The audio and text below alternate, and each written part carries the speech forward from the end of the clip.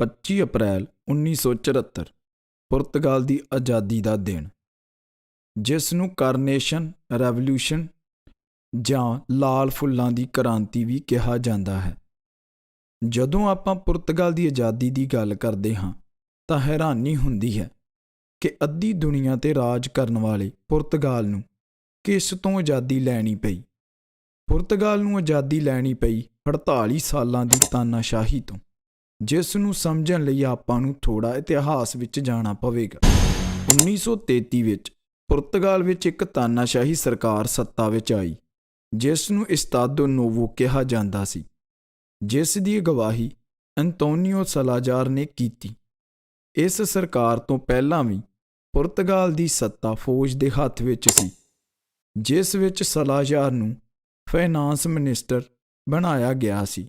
ਸਲਾਜ਼ਾਰ ਉਸ ਸਮੇਂ ਕੋਇੰਬਰਾ ਯੂਨੀਵਰਸਿਟੀ ਵਿੱਚ ਪ੍ਰੋਫੈਸਰ ਸੀ। 1928 ਵਿੱਚ ਉਸ ਦੀ ਨਿਯੁਕਤੀ ਤੋਂ ਬਾਅਦ ਹੌਲੀ-ਹੌਲੀ ਕਰਦੇ ਉਸਨੇ 1932 ਤੱਕ ਸਾਰਾ ਕੰਟਰੋਲ ਆਪਣੇ ਹੱਥ ਵਿੱਚ ਲੈ ਲਿਆ। 1933 ਵਿੱਚ ਉਸ ਵੱਲੋਂ ਇੱਕ ਨਵੀਂ ਸੱਤਾ ਬਣਾਈ ਗਈ, ਜਿਸ ਨੂੰ ਨਾਮ ਦਿੱਤਾ ਗਿਆ ਇਸਤਾਦੋ ਨੋਵੋ। ਹੌਲੀ-ਹੌਲੀ ਇਹ ਸੱਤਾ ਤਾਨਾਸ਼ਾਹੀ ਵਿੱਚ ਬਦਲ ਗਈ। ਲੋਕਾਂ ਦੀ ਆਵਾਜ਼ ਨੂੰ ਦਬਾ ਦਿੱਤਾ ਗਿਆ। ਅਖਬਾਰਾਂ ਉੱਤੇ ਸੈਂਸਰਸ਼ਿਪ ਲਗਾ ਦਿੱਤੀ ਗਈ। ਕੋਈ ਵੀ ਆਪਣੀ ਮਰਜ਼ੀ ਨਾਲ ਸਰਕਾਰ ਦੇ ਖਿਲਾਫ ਨਹੀਂ ਲਿਖ ਸਕਦਾ ਸੀ। ਰਾਜਨੀਤਿਕ ਪਾਰਟੀਆਂ 'ਤੇ ਪਾਬੰਦੀ ਸੀ ਅਤੇ ਜਿਹੜੇ ਵਿਰੋਧ ਕਰਦੇ ਸਨ ਉਹਨਾਂ ਨੂੰ ਜੇਲ੍ਹ ਵਿੱਚ ਪਾ ਦਿੱਤਾ ਜਾਂਦਾ ਸੀ। ਔਰਤਾਂ ਕੋਲ ਵੀ ਕੋਈ ਅਧਿਕਾਰ ਨਹੀਂ ਸਨ। ਪੁਰਤਗਾਲ ਦੀਆਂ ਅਫਰੀਕਾ ਦੀਆਂ ਕਲੋਨੀਆਂ ਨੂੰ ਬਚਾਉਣ ਲਈ ਜੰਗਾਂ ਚੱਲ ਰਹੀਆਂ ਸਨ। ਇਹ ਜੰਗਾਂ ਬਹੁਤ ਮਹਿੰਗੀਆਂ ਪੈ ਰਹੀਆਂ ਸਨ, ਜਿਸ ਕਰਕੇ ਪੁਰਤਗਾਲ ਦੀ ਆਰਥਿਕਤਾ ਬਹੁਤ ਹੀ ਮਾੜੀ ਹੋ ਗਈ ਸੀ। ਇਹਨਾਂ ਜੰਗਾਂ ਨੂੰ ਕਲੋਨੀਅਲ ਵਾਰ ਕਿਹਾ ਜਾਂਦਾ ਸੀ। 1968 ਵਿੱਚ ਸਲਾਜ਼ਾਰ ਦੀ ਸਿਹਤ ਖਰਾਬ ਹੋਣ ਕਰਕੇ ਮਾਰਸੇਲੋ ਕਾਇਤਾਨੋ ਨੇ ਸੱਤਾ ਸੰਭਾਲੀ। ਉਸ ਦੇ ਸੱਤਾ ਸੰਭਾਲਣ ਨਾਲ ਵੀ ਕੁਝ ਬਦਲਿਆ ਨਹੀਂ। ਉਸ ਨੇ ਵੀ ਰੂਪ ਤਾਨਾਸ਼ਾਹੀ ਹੀ ਰੱਖਿਆ। 1960 ਤੋਂ ਜੋ ਜੰਗਾਂ ਅਫਰੀਕਾ ਵਿੱਚ ਚੱਲ ਰਹੀਆਂ ਸਨ, ਉਸ ਵਿੱਚ ਨੌਜਵਾਨ ਫੌਜੀਆਂ ਨੂੰ ਧੱਕੇ ਨਾਲ ਲੜਨ ਲਈ ਭੇਜਿਆ ਜਾਂਦਾ ਸੀ। ਇਸ ਗੱਲ ਤੋਂ ਫੌਜੀ ਅਤੇ ਉਹਨਾਂ ਦੇ ਪਰਿਵਾਰ ਬਹੁਤ ਹੀ ਦੁਖੀ ਸਨ। ਬਹੁਤ ਸਾਰੀਆਂ ਸਖਤਾਈਆਂ ਹੋਣ ਕਰਕੇ ਪੁਰਤਗਾਲ ਦੇ ਲੋਕ ਵੀ ਬਹੁਤ ਨਿਰਾਸ਼ ਹੋ ਗਏ ਸਨ। ਫੌਜ ਦੇ ਕੁਝ ਅਫਸਰਾਂ ਵੱਲੋਂ ਬਗਾਵਤ ਲਈ ਇੱਕ ਗਰੁੱਪ ਬਣਾਇਆ ਗਿਆ ਸੀ, ਜਿਸ ਨੂੰ MFA ਕਿਹਾ ਜਾਂਦਾ ਸੀ। ਇਹਨਾਂ ਵੱਲੋਂ ਇੱਕ ਸ਼ਾਂਤਮਈ ਬਗਾਵਤ ਸ਼ੁਰੂ ਕੀਤੀ ਗਈ, ਜਿਸ ਵਿੱਚ ਬਹੁਤ ਸਾਰੇ ਨੌਜਵਾਨ ਅਫਸਰ ਸ਼ਾਮਿਲ ਸਨ। ਉਹ ਸਾਰੇ ਬਿਨਾਂ ਖੂਨ ਖਰਾਬੇ ਦੇ ਇਸ ਤਾਨਾਸ਼ਾਹੀ ਰਾਜ ਨੂੰ ਖਤਮ ਕਰਨਾ ਚਾਹੁੰਦੇ ਸਨ। ਕਾਫੀ ਦਿਨਾਂ ਤੋਂ ਛੋਟੀਆਂ-ਛੋਟੀਆਂ ਕਾਰਵਾਈਆਂ ਕੀਤੀਆਂ ਜਾ ਰਹੀਆਂ ਸਨ ਅਤੇ ਹੋਰ ਅਫਸਰਾਂ ਨੂੰ ਆਪਣੇ ਨਾਲ ਮਿਲਾਇਆ ਜਾ ਰਿਹਾ ਸੀ। ਪਰ 24 ਅਪ੍ਰੈਲ ਨੂੰ ਰੇਡੀਓ ਉੱਤੇ ਰਾਤੀ 10:55 'ਤੇ ਇੱਕ ਗੀਤ ਏ ਦਿਪੋis do adeus ਚਲਾਇਆ ਗਿਆ। ਇਹ ਸੀ ਪਹਿਲਾ ਸੰਕੇਤ।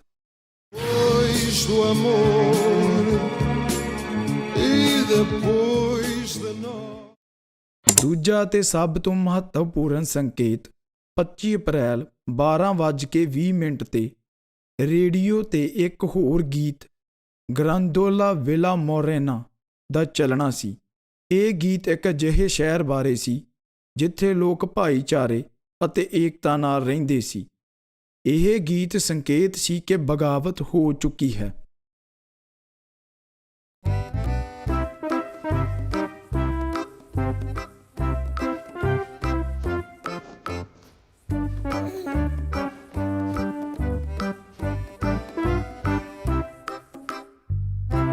ਇਸ ਗੀਤ ਦੇ ਚਲਦੇ ਹੀ ਫੌਜ ਦੇ ਅਫਸਰਾਂ ਨੇ ਆਪਣੀ ਕਾਰਵਾਈ ਸ਼ੁਰੂ ਕਰ ਦਿੱਤੀ। ਫੌਜ ਨੇ ਲਿਸਬਨ ਦੇ ਵੱਡੇ ਥਾਵਾਂ ਨੂੰ ਆਪਣੇ ਕਬਜ਼ੇ ਵਿੱਚ ਲੈ ਲਿਆ। ਰੇਡੀਓ ਸਟੇਸ਼ਨ ਅਤੇ ਵੱਡੇ ਦਫ਼ਤਰ ਸਾਰੇ ਫੌਜ ਨੇ ਆਪਣੇ ਕਬਜ਼ੇ ਵਿੱਚ ਲੈ ਲਏ। ਤਾਨਾਸ਼ਾਹੀ ਸਰਕਾਰ ਦੇ ਮੰਤਰੀਆਂ ਨੂੰ ਗ੍ਰਿਫਤਾਰ ਕਰ ਲਿਆ ਗਿਆ। ਮਾਰਸੇਲੋ ਕਾਇਤਾਨੋ ਨੇ ਹਾਰ ਮੰਨ ਲਈ ਅਤੇ ਉਹ ਦੇਸ਼ ਛੱਡ ਕੇ ਭੱਜ ਗਿਆ। ਇਸ ਸਾਰੀ ਕਾਰਵਾਈ ਦੌਰਾਨ ਨਾ ਮਾਤਰ ਖੂਨ ਖਰਾਬਾ ਹੋਇਆ। ਸਵੇਰ ਤੱਕ ਲਿਸਬਨ ਦੀਆਂ ਸੜਕਾਂ 'ਤੇ ਫੌਜ ਦੇ ਟੈਂਕ ਘੁੰਮ ਰਹੇ ਸਨ। ਸਵੇਰ ਤੱਕ ਜਦ ਲੋਕਾਂ ਨੂੰ ਇਸ ਬਗਾਵਤ ਦਾ ਪਤਾ ਲੱਗਾ ਤਾਂ ਉਹ ਸੜਕਾਂ 'ਤੇ ਨਿਕਲ ਆਏ। ਉਹ ਖੁਸ਼ੀ ਵਿੱਚ ਨੱਚਦੇ ਗਾਉਂਦੇ ਫੌਜ ਦਾ ਸਾਥ ਦੇ ਰਹੇ ਸਨ। ਇੱਕ ਔਰਤ ਜਿਸ ਦਾ ਨਾਮ ਸਲੈਸਤੇ ਕਾਇਰੋ ਸੀ, ਉਸ ਨੇ ਫੌਜੀਆਂ ਨੂੰ ਲਾਲ ਕਾਰਨੇਸ਼ਨ ਦੇ ਫੁੱਲ ਦਿੱਤੇ।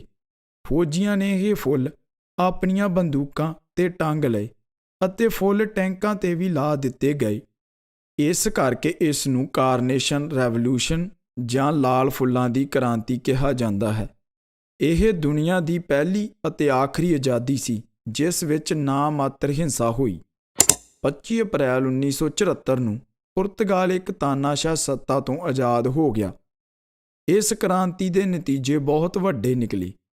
ਪੁਰਤਗਾਲ ਵਿੱਚ ਤਾਨਾਸ਼ਾਹੀ ਖਤਮ ਹੋ ਗਈ। ਲੋਕਾਂ ਨੂੰ ਬੋਲਣ ਦੀ ਆਜ਼ਾਦੀ ਮਿਲੀ।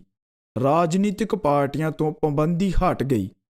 ਪੁਰਤਗਾਲ ਵਿੱਚ ਵੋਟਾਂ ਹੋਈਆਂ ਅਤੇ ਇੱਕ ਲੋਕਤੰਤਰੀ ਸਰਕਾਰ ਬਣੀ।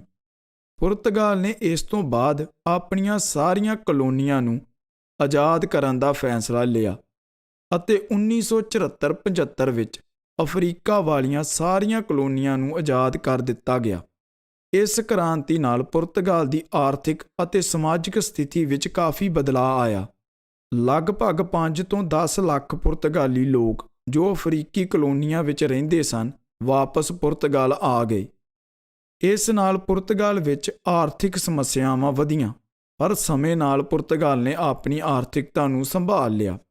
ਇਸ ਕ੍ਰਾਂਤੀ ਨੇ ਪੂਰੀ ਦੁਨੀਆ ਨੂੰ ਦੱਸਿਆ ਕਿ ਪਿਆਰ ਅਤੇ ਏਕਤਾ ਨਾਲ ਵੀ ਆਪਣੇ ਹੱਕ ਲਏ ਜਾ ਸਕਦੇ ਹਨ ਬਿਨਾਂ ਖੂਨ ਖਰਾਬੇ ਕੀਤੇ। ਅੱਜ ਪੁਰਤਗਾਲ ਵਿੱਚ 25 ਅਪ੍ਰੈਲ ਨੂੰ ਆਜ਼ਾਦੀ ਦਿਵਸ ਵਜੋਂ ਮਨਾਇਆ ਜਾਂਦਾ ਹੈ। ਇਸ ਦਿਨ ਲੋਕ ਆਜ਼ਾਦੀ ਦੀ ਮਹੱਤਤਾ ਨੂੰ ਯਾਦ ਕਰਦੇ ਹਨ। ਇਸ ਦੀ ਯਾਦ ਵਿੱਚ ਲਿਸਬਨ ਦੇ ਇੱਕ ਪੁਲ ਦਾ ਨਾਮ ਪੌਂਤੇ ਦਾ 25 ਅਪ੍ਰੈਲ ਰੱਖਿਆ ਗਿਆ ਹੈ, ਜਿਸ ਨੂੰ ਬ੍ਰਿਜ 25 ਅਪ੍ਰੈਲ ਵੀ ਕਹਿੰਦੇ ਹਨ। ਅੱਜ ਦਾ ਪੁਰਤਗਾਲ ਕਾਰਨੇਸ਼ਨ ਰੈਵੋਲੂਸ਼ਨ ਦੀ ਹੀ ਦੇਣ ਹੈ।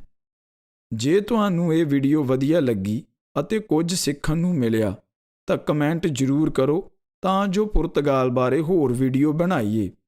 ਜਾਂਦੇ ਜਾਂਦੇ ਆਪਾਂ ਪੁਰਤਗਾਲ ਦਾ ਰਾਸ਼ਟਰੀ ਗੀਤ ਜ਼ਰੂਰ ਸੁਣਦੇ ਹਾਂ। ਧੰਨਵਾਦ।